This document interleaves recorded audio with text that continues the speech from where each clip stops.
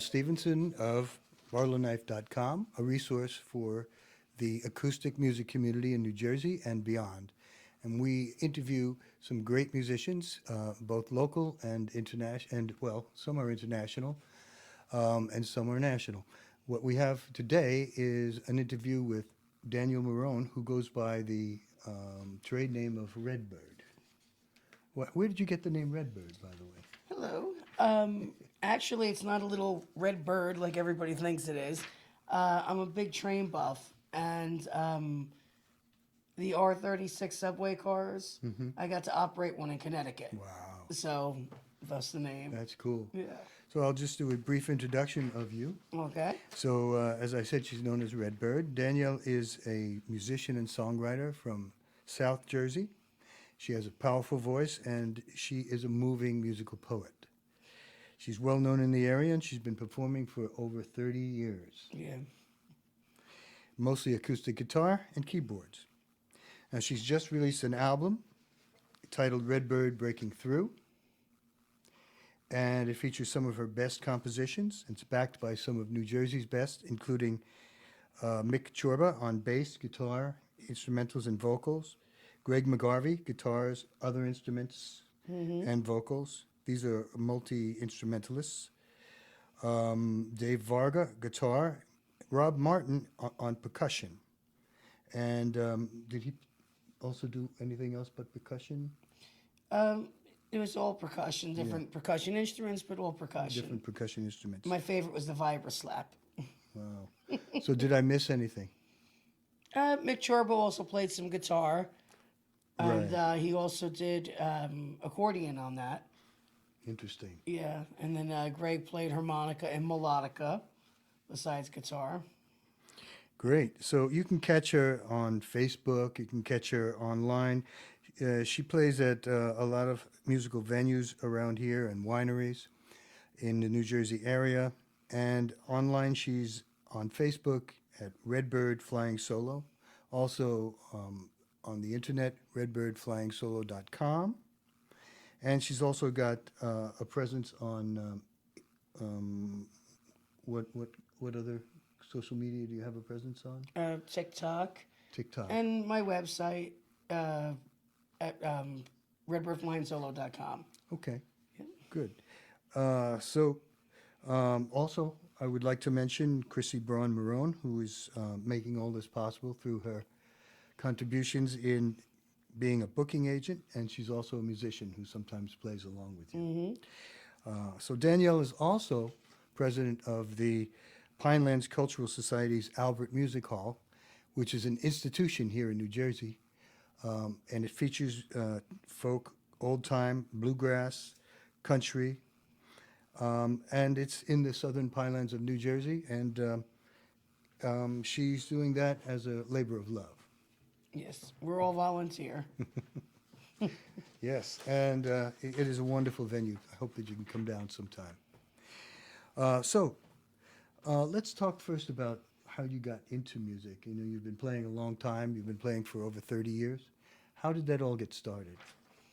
Well, I guess like most people, or a lot of people, it started in school.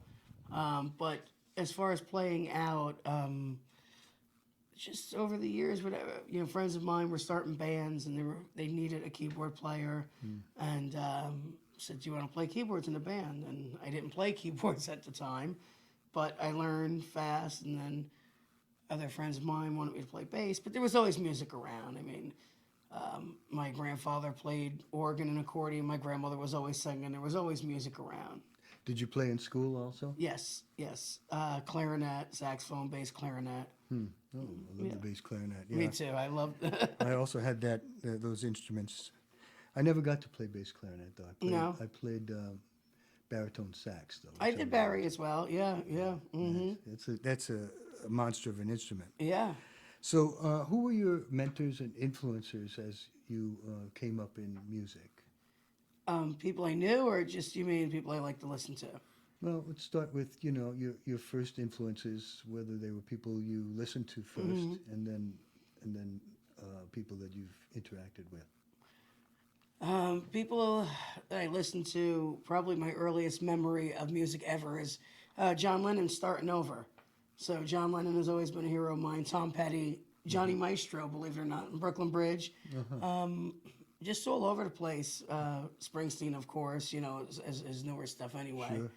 And as far as people I know, one of my best friends who we lost in 2002 to suicide, big mentor of mine, Tom Caruso, another one we lost, and then Dave Vargo actually was a big mentor of mine, especially with this album, and you know, and that's more recent, but. As a matter of fact, I think you wrote a song about her, did you not? About her committing suicide? Or Him, Steve. Oh, him. Yeah. Yes. Yeah, actually, on the way there, and that's what's also on my arm in his handwriting, is so in 2002, I guess he felt, you know, he couldn't go on. We lost him to suicide, to a gun anyway, and he was a great songwriter, great guitar player. I was in bands with him for a long time. He was in the Jersey music scene for years. And one of the songs he had was On the Way There, but it was instrumental.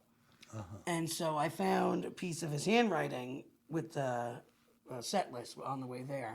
And so when I was playing, not this guitar, but the one guitar that I wrote all the songs on, when I was playing the one guitar, it was down to a D, and it just came out. And then the words just kind of, it was very therapeutic. You know, the words just kind of fell out. Right. And, yeah. It does seem like a very personal song, and Yeah. and I love that song. Thank you. Yeah. Thank you. So, so you started very young. So how was it you got started that young? Just there was always music around. And so, But started performing young as well. yeah, so when I say my friends who I started the bands with, the Carusos, we actually say they're my cousins. We're not technically blood family, but we're family. We're as family as you can get. And so Tommy Caruso, their father, he sang in doo-wop groups all his life. And not just doo-wop groups, but bands and everything. And so when we started up a group, he was pushing us to play everywhere and had us playing at different talent shows and opening up for his band at what was it? Center for Hope Hospice benefits and everything. And yeah, so that was probably why. And then about a year later or 2 years later, Steve Adio was starting up a couple different groups, and he was like, well, do you want to be my keyboard player? And I was like, okay. And we were doing places like the Birch Hill. Remember the Birch Hill or no? I don't. No. Well, I wasn't here at that time. Oh, okay. Well, the Birch Hill and venues like that, and you know, the Fast Lane in Asbury and the Stone Pony, and yeah, it was a lot of fun. Were you doing vocals that early, or were you mostly doing instruments? I always sang for myself, but I was just doing instruments. I never loved the sound of my voice. I still don't love the sound of my voice. Oh, join the club. Especially when I hear it on recordings. But so I always like to just be in the background, which I kind of still like that. But you know, when you're playing solo, there's only so much background you can be in. I was a keyboard player in a blues band, you know, for 5 years. I just was in the side, and then once in a while I did a couple leads, but vocal leads. But no, I And I imagine you have evolved in your vocal abilities over time. well, I kind of had no choice to sing again. If I'm playing solo, you know, I don't think they want to hear instruments for 3 hours. And in the last year, I've been fortunate to do more vocals that I like. I'm big into the blues. I love the blues. Bessie Smith and Ella Fitzgerald and Sister Rosetta Thorpe, those types of vocalists. And so I've been fortunate, Big Mama Thornton, fortunate to be able to fall into more of that. A lot of places you play, they want you to play the typical brown eyed girl, Right. wagon wheel. You know how it is. Yeah. And I've been fortunate, though, a lot of the venues I've been playing, people have been a little more accepting to let me do a little bit more of what I like to Well, do. those are some high bars. Those are some very powerful singers that you mentioned. And so it's amazing that you've been able to fill that space. Thank you. And you've played a lot of different venues over time.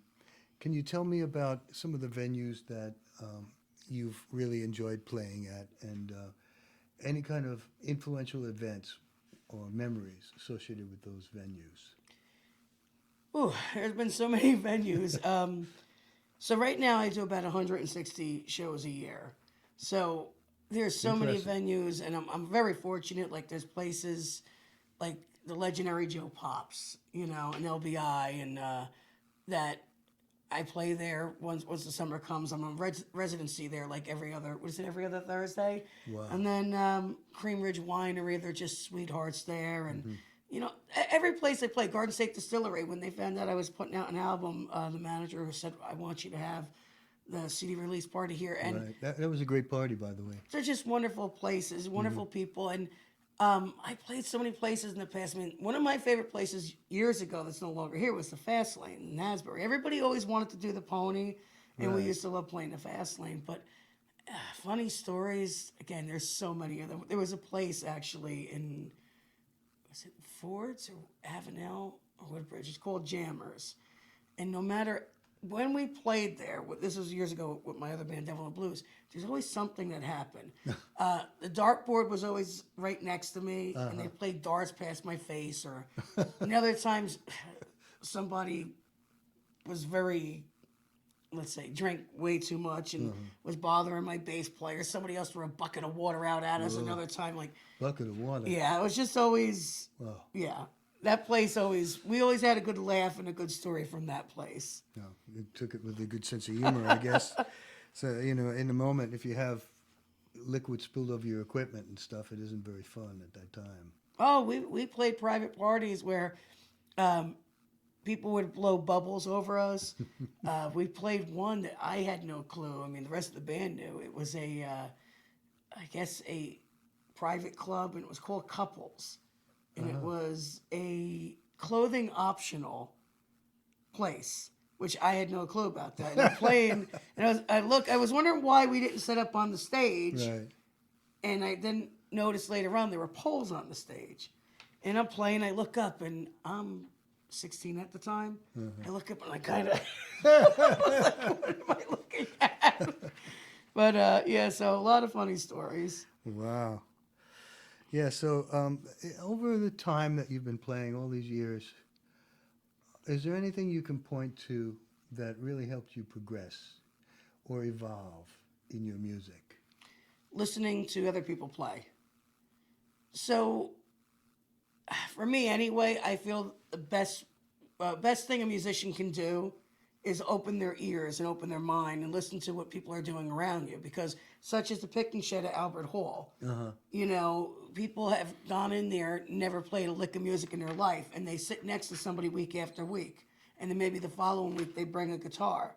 And they just start watching and listening. Because, you know, as much as you might think you know, you're never going to know it all. And you can always pick up things from people. You can pick up a lick or a style or even just, you know, just a different phrase, or it's just listening. Open your ears, open your mind. That's very good advice, yes. So do you have a specific personal approach to your music, something that would define your style? Or your basic kind of gestalt when you're playing? Well, I definitely feed off the crowd. Some people like a studio atmosphere, like recording. I'm more of a listening room. Listening rooms are nice. They're very, you know, it's a pleasure to play them. But I'm more of a rowdy crowd person. When the people are into it and singing along, to me, I always say music's the universal language. It doesn't matter, you know, what language you speak, your race, color, religion, creed, sex, doesn't matter. You know, the oldest civilizations had some sort of music. So it's one thing everybody can agree on. So to me, when the crowd is into it and everybody's singing along and together as one, that's the ride. That's why I do it, you know.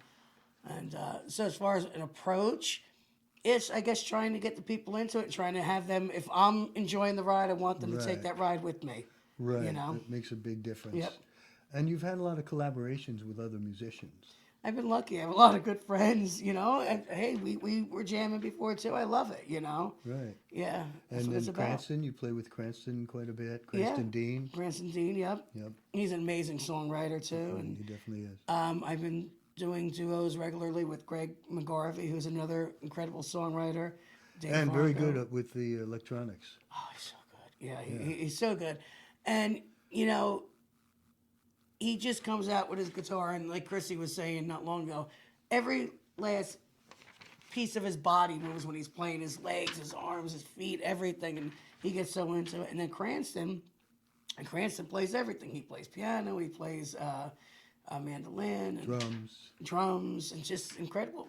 We're lucky in this area to have in this state to have some amazing musicians. Yeah, as a matter of fact, Cranston was telling me on our interview that Mm-hmm. I asked him if there's any advice for New Jersey musicians, and he said, "Don't move. Yeah. This has everything. New Oh, Jersey yeah. has it all." Yeah.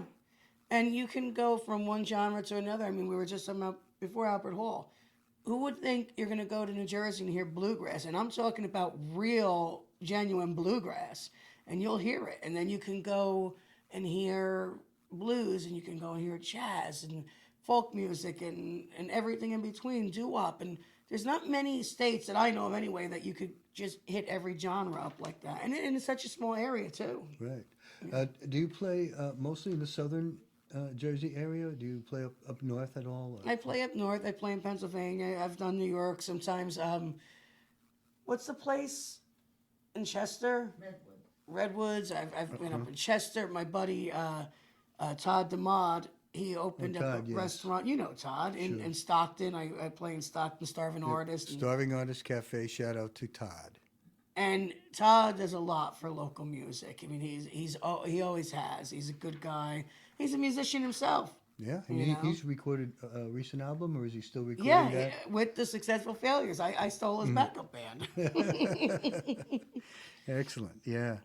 When we play there, sometimes he comes out and plays with us. One of my bands, the Long Hill String Band, plays there quite often. Yeah, he's a great guy. That's a great band. And yeah, this is a place he's opened himself. Yep. That it's kind of a dream because he's worked in the past as a chef for other people. Mm-hmm. So we all, wish him the best for that. Absolutely. He deserves it. He's a good guy. So tell us about some of the challenges and learning opportunities you've experienced. Things like, juggling your work and music. And other areas in your life where you've been challenged and that have perhaps been obstacles to your music or have enhanced your music? Well, so at a very early age, I was diagnosed with learning disability and different, I guess now they would call it autism and different levels of autism and stuff. And Or spectrum? spectrum, yeah, which I believe may help my music ability, somewhat. I don't look at it as a hindrance because I don't know, I don't see it that way. I just see it as I do what I do. And as far as my work, I'm very fortunate at my job that the owner, I work at Joe Leone's during the day, and I'm very fortunate that, they've been very good to me as far as my schedule and working around my schedule. Right. And, well, you seen at the CD release party, a lot of them were there, and Yeah, you had quite a crowd. so yeah, it's hard to juggle it because I work there during the day and I gig at night. So it gets a little tough sometimes, but they do work with me, and I'm fortunate that way. But other than that, I have the same issues a lot of people have. Juggling things, and you just kind of deal with it. Yeah, If you want to do it, you're going to do it. true. So tell us about some of your passions that may infuse themselves with your music or that are outside your music. Well, I love art. I do paint. I try to anyway. Palette knife paint Nice. and Acrylics? Or, acrylics and Chrissy does watercolor. I don't do watercolor watercolor's so hard. much. Yeah. But model trains, reading, and we like to travel. Chrissy and I, we like to travel. We don't do it as much as we'd like to, but we do like to travel, spending time with our family and friends, that sort of thing. I imagine when your travel itinerary will interfere with a lot of your gigs as well. Well, sometimes you can work around that and make it part of that. Yeah. So, do you have any future plans or projects or goals that you're aiming for, a direction that you might be heading in? Well, we want to see how far I guess we could push this album. You know, I want to be able to support it the way it should be. I mean, in the past, any project, I've never recorded my own originals before. I've always recorded with other people. And we've gotten to a point where they've gotten really far and then something happened and work happened or life happened and we backed off of it. So I would like to try to see how far we could push it and, and if that means supporting it by being able to go on the road and do some other shows like Cranston was talking about us doing like a little mini tour at some places or whatnot. That would be cool. I would love to do that. I love music. I would play it as much as I could. Some people get home from work and they're tired and they go sit down. I come home from a gig a lot of times from playing 3-4 hours straight, and the first thing I want to do is take out the guitar a lot of times. I mean, You're inspired. yeah, and plus I love guitars. And I mean, Chrissy will tell you that it's a never-ending thing. It's just, there's something to me anyway.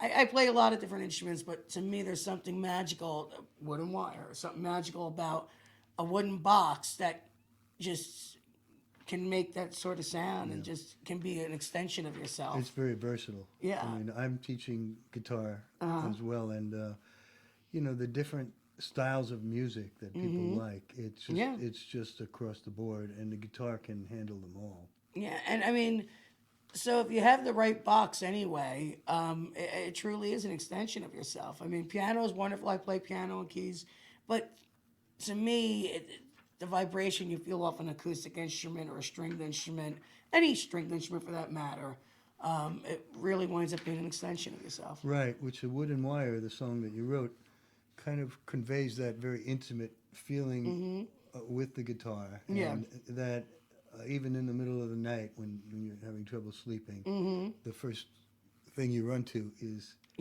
her, as you say. Yeah. Yeah. So all the songs on this album I wrote with a very good friend of mine, Dick Boak from Martin Guitar. He had built and gifted me a beautiful guitar, and the guitar is just loaded with mojo. I mean, the first time I played it, and I played one chord on it, I wrote a song. And before that, I wrote songs here and there a little bit, but nothing like this. And in 2024, I copywrote 8 songs. Wow. It was like they just started, and then in 25, I already did, 2 was it? So everything came right off from that guitar. But for me anyway, music has always been my way, my outlet. If you're upset or depressed or pissed off or how, you go and that's what I would reach for as a guitar. Right. And I always say before I start the song, some people reach it for a bottle, some people reach for this, some people reach for that. I go for a guitar. But good. Yeah. What's your favorite song on your album? All of them are very interesting. This Time Around and Undertow. These are very heavy themes. Yeah. Undertow is probably my favorite on there. I wrote that with Dave Vargo. There's 2 songs I co-wrote on there with Dave Vargo, Undertow and Vanish in the Light. Undertow, I wrote all the lyrics except for one line. And then Dave wrote all the music except for one part. So it was a true collaboration. But that came from Asbury Park. So if you look at the album cover, you see that, the front and back, it's Asbury. I played in Asbury years ago when nobody really wanted to go to Asbury. Now it's swank and it's the place to go. But, I always said everything's concentrated on the boardwalk. You go a couple blocks away, and those people are not loving it. And, they're... So, but the one thing that was consistent that's always been a theme that has helped Asbury, that I've seen anyway, has been the music. And way before Springsteen and those folks and Southside Johnny, I'm talking about even in the 30s and when all the jazz guys were there on the band shell and Count Basie and whatnot. And, Wow. it always brought life back or life to the town. So for me, I have memories of being, I guess, 7 years old, and my uncle bringing us to Asbury and seeing the crinkled, crumbling face of Tilly, and actually scaring the living hell out of me, looking up like, and But people who are not from New Jersey may not know what Tilly is, but it's a very, what can you say, very unique and famous kind of a smiley face, right? yeah. So I think the artist's name was Tilly or Talu. There was also one at Steeplechase, and it's the Steeplechase is more scary than Tilly, but it's supposed to be a person laughing, having a good time, like amusement, and it's very famous in this area. But it is kind of creepy. It is kind of, well, when you've seen it at 6 years old and it's crumbling on the palace, literally crumbling, it was creepy. And then you feel the tension in the car and you look around and you see a lot of devastation. I mean, back then there was nothing around, but again, you have $1 million, $2 million condos right on Ocean Avenue, and you go a couple streets over, and it's very different. And that's why I love with organizations like when Porch Fest does things and they try to put the money back into the community. The Mercy House, I think, was another one.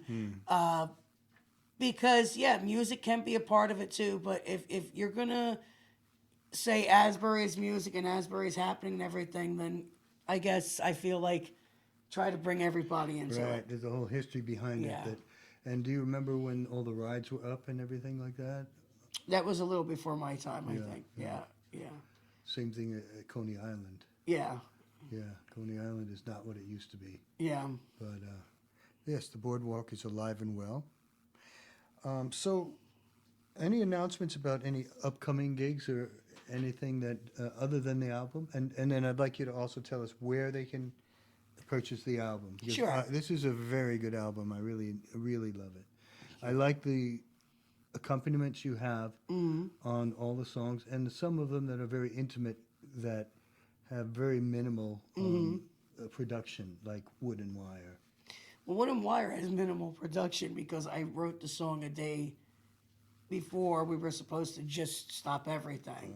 So the drums were already done, everything was already finished, and I called Mick and I said, I got the song I want to do. And he's like, well, I don't know if Rob can get here. I said, no, I think we'll just do it with acoustic guitar. And we were going to experiment and put some organ and piano and stuff in it, but it just wasn't the feel we were looking for. And Chrissy did all the photography on it. Oh, yeah? Yeah. Chrissy took all the photography and inside covers some of the guitars that were on it. Some of the, that is the, what do you call that Convention house? hall. Convention hall. Yeah. And that's the front is the Carousel House. Carousel House. That picture is a picture Chrissy took the first time I played at the Seahorse and Convention Hall. I stopped and I just looked and it was just in amazement because it's such a breathtaking building. The architecture, you just go through the city and really just look around at the buildings, and I mean the beauty. It may be fading, it may be hidden, but it's there. Yeah. Yeah. They can get the where am I playing? So is it Saturday?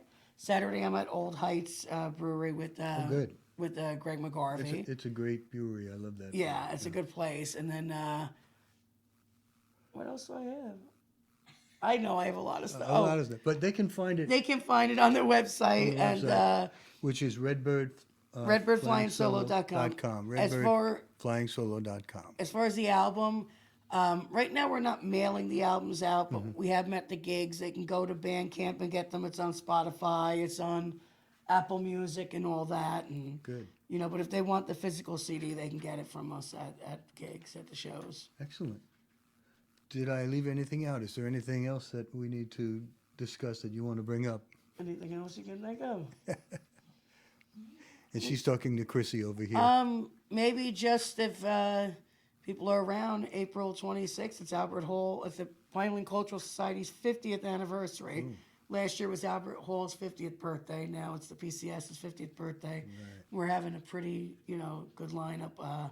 Pete Curry, who's original from the Cabin, and Katie Sherwood, Janice Sherwood, one of our founders' daughters, is going to be there playing some of the old stuff from the Cabin. Right. It's going to be a really nice show, and if anybody's interested in that type of music, or even if they play an instrument and they're looking for a place to come jam and pick and shed, bring your instrument and come play. Albert Hall has a show every Saturday, Every starting Saturday at night, yep. 6:30. You can check the website, alberthall.org. Sometimes it's 6, sometimes it's 6:30. Right, and there's a variety of local musicians who perform, Oh, yes, yeah. and some really good quality. So, also, it's got a great old-time feel because it was created, I don't know when it was created, but quite a few years ago, and it's 50 got years that ago. ambience. 50 Yeah. years. So it originally started by two brothers. The jams were started by two brothers who were actually from Saraville, not in the Pines, from Saraville. The Alberts? The Alberts, Joe and George Albert, and Joe Albert moved down to Waretown. He was a hunter. He moved down there for hunting. And he met Sammy Hunt, who was a local legend down there, not at the time, though. He hunted Hunt. Yeah. So he went down there. He loved the area so much and the beauty of the area that he moved down there. He built a hunting cabin, which had no running water, no electricity. And what can you do to pass the time there? They played music. And by the 70s, they would get hundreds and hundreds and hundreds of people down there. And another local legend down there, Merce Ridgway. Yes, Merce Ridgway wrote a lot of songs. Yes. About the Pine Barrens. Yes. The Albert Hall is located in what's called the Pine Barrens. Yep. It's in Waretown, New Jersey, and there's a whole culture and a folk culture Oh, yeah. around that. So you had Merce Ridgway. His father had the Pine Hawkers, so Merce Ridgway Jr. had the Pine Hawkers as well. And they did the local folk scene. They all played the different folk festivals, as well as the Pine Coners, Janice Sherwood's group, another founder of ours. And it's wonderful music, and And a place where you can bring your instrument. you bring your instrument, you go down. But so in '74. After they stopped having the jams at the cabin because it was getting to be too much for for Joe, they rented space in an auction hall, and that's how it started. That burnt down, and we were out of school for a year. They never missed a show, though. For 2 weeks, they played in front of the burnt-out shell of the auction hall. They never missed a show. Then they went to Priff School, and then in '97, our current building opened. And then there was COVID when you played actually in back of the place. Yes. Because nobody wanted to be inside. Yes, yes, and we were very fortunate that we had a very good membership. That when we sent out notices to everybody saying that we were having trouble, we couldn't open the doors. People were sending a quarter in if they could, just to try to help us keep the doors open. So we were very fortunate. We have good musicians. We're all volunteer, even the bands, and we have a really good board of people that run the place and make it happen, make the magic happen every week. Yes. Well, thank you very much. It's been a pleasure to have you. And I would encourage everyone to look her up on redbirdflyingsolo.com or her website on Facebook, Redbird Flying Solo. Thank you, Danielle. Thank you.